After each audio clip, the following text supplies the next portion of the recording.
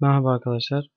Bu ve takip eden derslerimizde iOS işletim sistemini kullanan cihazlar için uygulama geliştirmeye başlayacağız. Yani iOS işletim sistemini kullanan cihazlar iPhone ve iPad'ler için. Bu dersimizde öncelikle bu konuda genel bir bilgi vereceğiz. iOS işletim sistemleri için uygulama geliştirmek konusunda kısa bir bilgi vereceğiz. Bunu yapmak için öncelikle nelere ihtiyacımız var bundan bahsedeceğiz. Ardından da bir adet Apple Developer hesabı oluşturacağız arkadaşlar.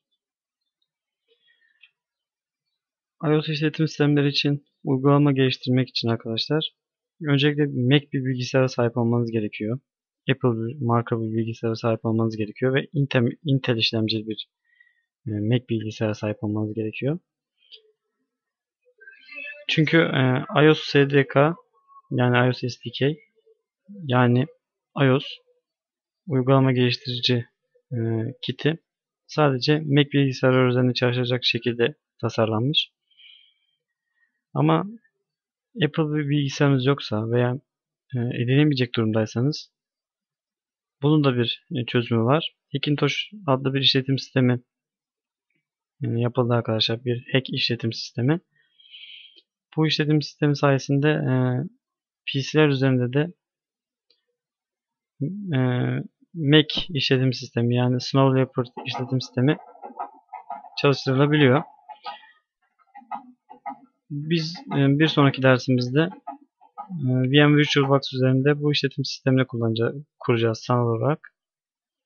Ve takip eden derslerimizde de uygulama geliştirirken bu sanal işletim sistemini kullanacağız. Son zamanlarda iPhone'lar için özellikle uygulama geliştirme arkadaşlar oldukça popülerleşti. Ve dolayısıyla da iPhone üzerindeki iPhone daha doğrusu uygulama indirme ortamı üzerindeki uygulama sayısı da çok arttı. 2009 verilerine göre bu sayı 15 bin iken yani uygulama sayısı 15 bin iken App Store'daki şu andaki uygulama sayısı 100 bini geçmiş durumda. Ve her günde yeni uygulamalar yayına sokuluyor. Peki bu popülaritenin sebebi nedir? Ondan bahsedelim. Apple daha önce görülmemiş bir şekilde App Store sayesinde uygulama geliştiriciler için bir pazar yaratmış oldu. Çünkü siz uygulamanızı geliştirip Apple'a yolladıktan sonra hiçbir şekilde onu kullanıcılara ulaştırmak için ayrıyeten bir çaba sarf etmiyorsunuz. Bu da bu popülaritenin sebebi olarak belirtilebilir. Apple uygulamalarınıza biçtiğiniz fiyatlar üzerinden %30 kesinti yapıyor. Bu aslında size çok gibi gelse de oldukça az bir kesinti. Çünkü e, bu uygulama indirme ortamının size yani uygulama geliştiriciler için sağladığı kolaylıklar gerçekten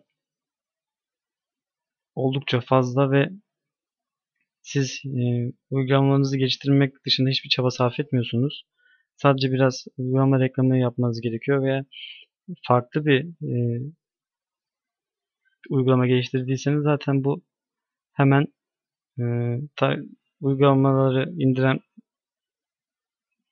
iPhone veya iPad kullanıcıları tarafından fark ediliyor. Dersimizin başında belirttiğimiz gibi Apple bir bilgisayara sahip olmanız gerekiyor demiştik ve iPhone veya iPad uygulamaları geliştirmek için Xcode adlı programa ve iOS SDK'ye sahip olmanız gerekiyor. Bunları indirmek için de bir Apple Developer hesabına sahip olmanız gerekiyor arkadaşlar. iOS Development Center'a girelim öncelikle. Developer.apple.com'a girdikten sonra. Burada iOS SDK bilgisayarınıza indirebilmek için ve Xcode'u bilgisayarınıza indirebilmek için bir developer hesabına sahip olmanız gerekiyor. Bu hesabı ücretsiz olarak oluşturabiliyorsunuz ancak uygulama geliştirdikten sonra bunları yayına sokmak için App Store üzerinde veya herhangi bir iPhone veya iPad cihazı üzerinde denemek için Standart bir developer hesabına geçiş yapmanız gerekiyor.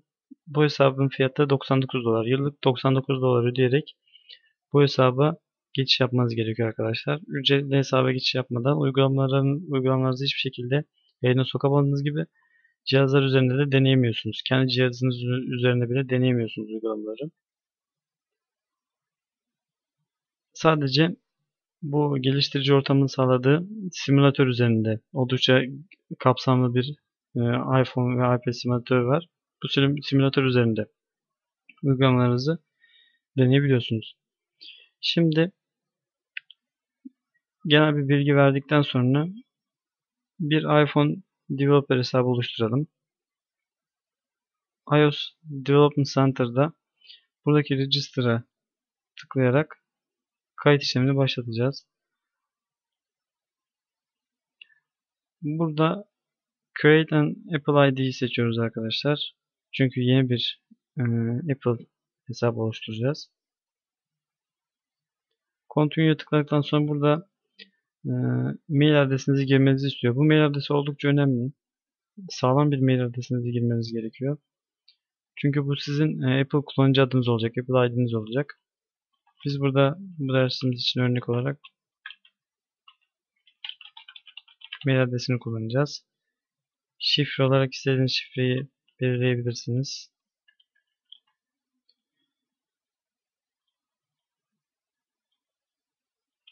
Bu kısımları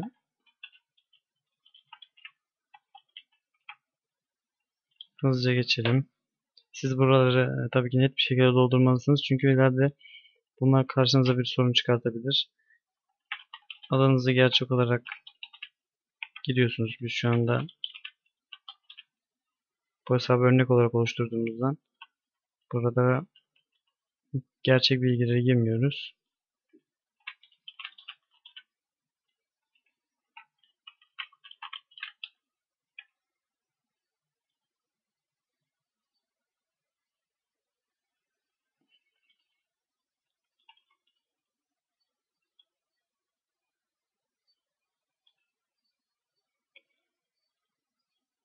Bilgileri doldurduktan sonra arkadaşlar Continue ile devam edebilirsiniz.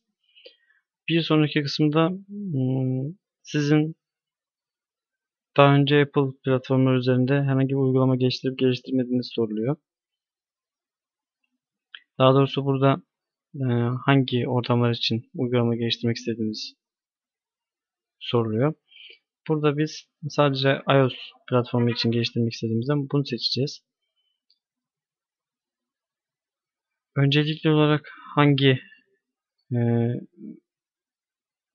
kategori için uygulama geliştireceğiniz soruluyor. Burada biz bu kısmı e, eğlence veya utility şeklinde yapalım. Eğer herhangi bir kolej ve üniversitede iseniz şu anda bu kutuyu işaretleyin diyor. Biz işaretliyoruz. Öncelikle hangi kategorilerde uygulama geliştireceksiniz? Ücretsiz uygulamalar diyelim buraya. Planladığınız geliştirme kategorilerini seçin diyor. Oyunlar, eğlence, e, sosyal ağlar için utilities veya daha eklemek istediğiniz herhangi diğer kategorileri ekleyebilirsiniz. Apple platformlarında ne kadar sürede uygulama geliştiriyorsunuz? Eğer bu dersi ilk defa tabii ki iPhone üzerine uygulama geliştireceksiniz. Apple platformuna yeniyim olarak işaretleyin. Daha önce herhangi bir mobil platformda uygulama geliştirdiğiniz bir kısmına hayır diyerek veya kendi seçeneğiniz neyse onu seçerek devam ediyoruz arkadaşlar. Bu kısımları doğru olarak doldurmanız önemli.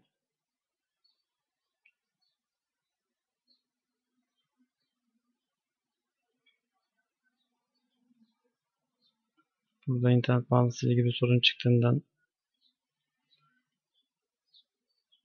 gönderdiklerimizi kabul etmedi.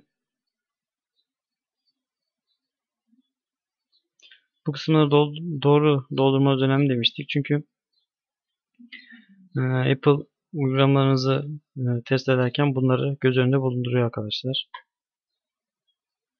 Burada kayıtlı Apple geliştiricisi sözleşmesi var. Bu sözleşmeyi okuduktan sonra bunu onayladığınızı işaretliyorsunuz ve kabul ediyorum'a tıklıyorsunuz arkadaşlar.